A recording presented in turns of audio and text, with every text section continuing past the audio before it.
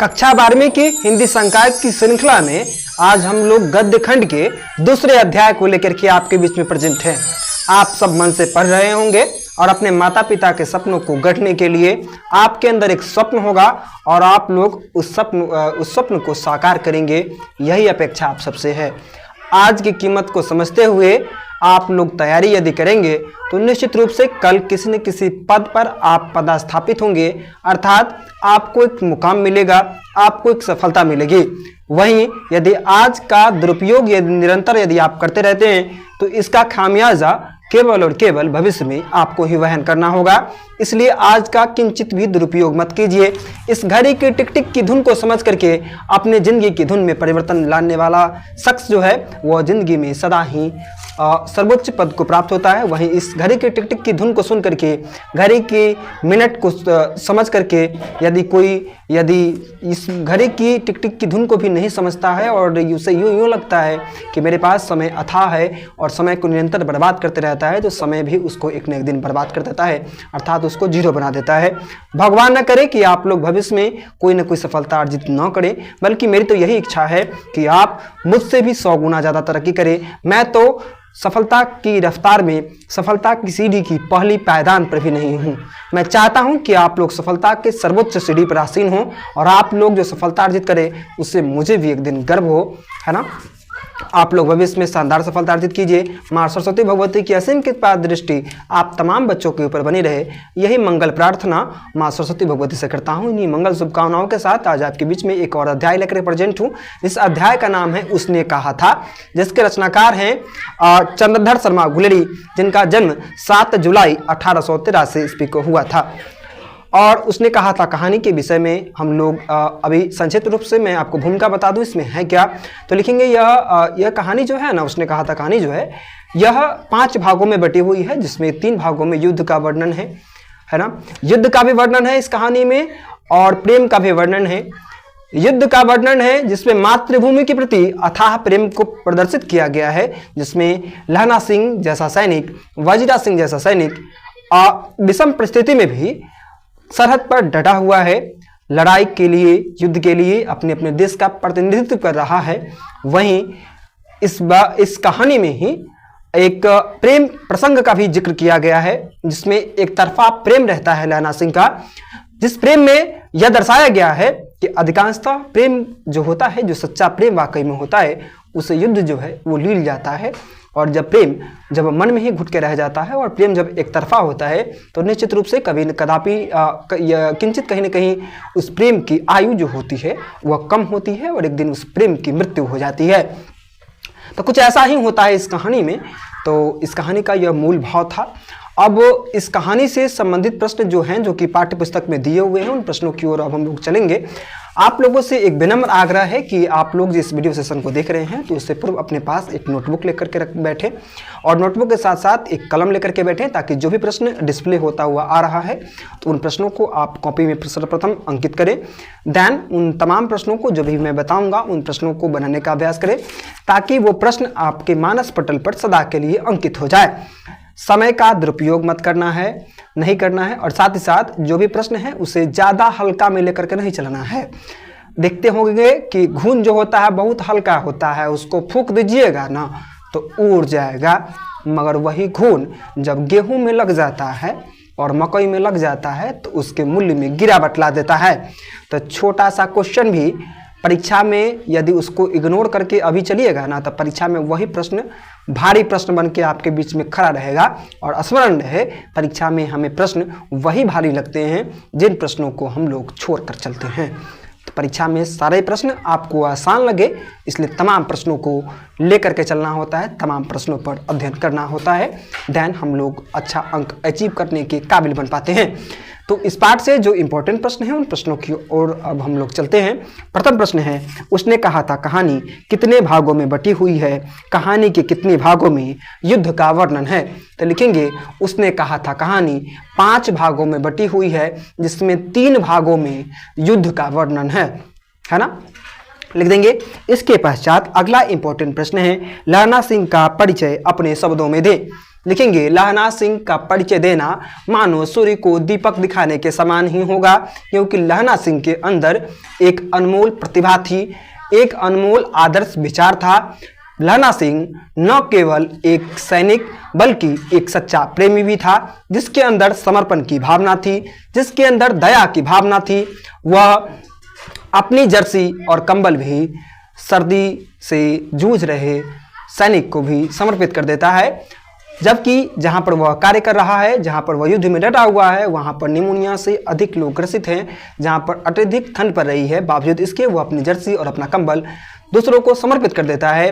तो इससे हमें यह पता चलता है कि लहना सिंह न केवल एक सच्चा प्रेमी था, बल्कि एक युद्ध में लड़ने वाला एक आदर्श सैनिक।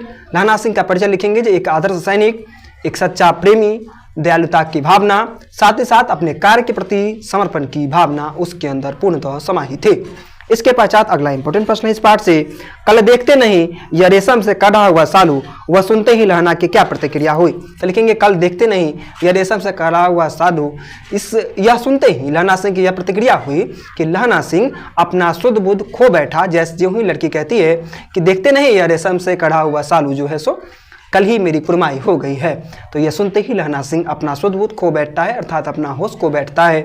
और उसे जब पता चलता है कि जिस लड़की से मैं प्रेम करता था उसी लड़की का विवाह हो चुका है, तो वह अपना शुद्ध बुद्ध खो बैठता है और लड़की को कुछ नहीं कहता है, बल्कि पीछे मुड़ते हुए अपने घर की ओर दौड़ता हुआ चला जाता है। दौड़ते हुए जाने के क्रम में वह एक लड़के को नाले में धकेल देता है, कुत्ते को पत्थर मारता है, एक पूजा करने वाली जा रही औरत से टकरा जाता है और जो औरत उसको अंधा कहती है। तो ये सभी घटनाएं होती है। रेहड़ी वाला का ठेला जो है सो वो उलट देता है।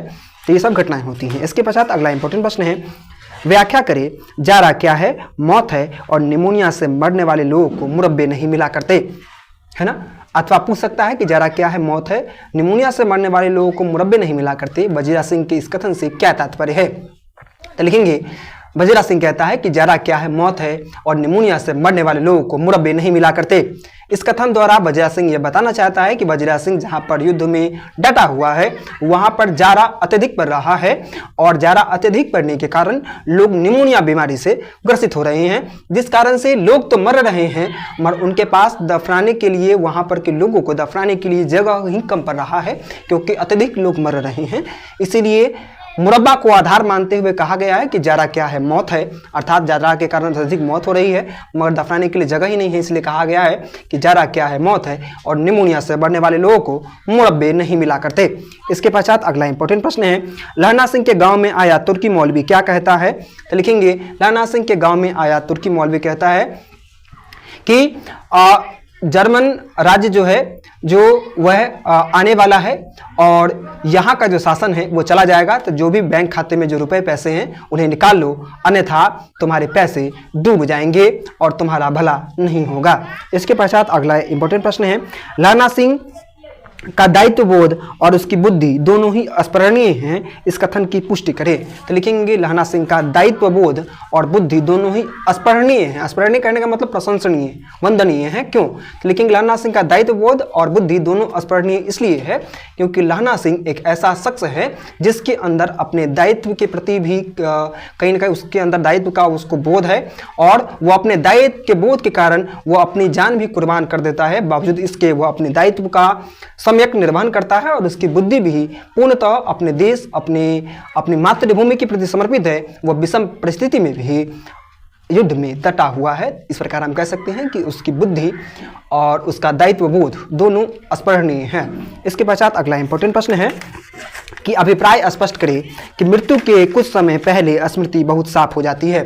तो लिखेंगे प्रस्तुत पंक्ति उसने कहा था कहानी से ली गई है, जिसका रचयिता चंद्रधर शर्मा गुलेरी हैं और इस पंक्ति के माध्यम से कहा गया है कि मृत्यु जब होने वाली होती है, किसी की भी मृत्यु होती है, लहना सिंह जब घायल हो गया है तब यह कथन उद्धृत हुआ है और कहा गया है कि मृत्यु से कुछ समय पूर्व स्मृति पूर्णतः साफ हो जाती है। अर्थात यह कि जब मृत्यु आती है तो मृत्यु से पूर्व लहना सिंह के जीवन में जो अतीत में घटी हुई घटनाएं होती है उन घटनाओं को लेकर के लहना सिंह के मन में कई प्रकार के उदय बूंद चलने लगते हैं और लहना सिंह उन घटनाओं को याद करने लगता है। इसलिए कहा गया है कि मृत्यु के कुछ समय पहले ही स्मृति बहुत साफ हो जाती है।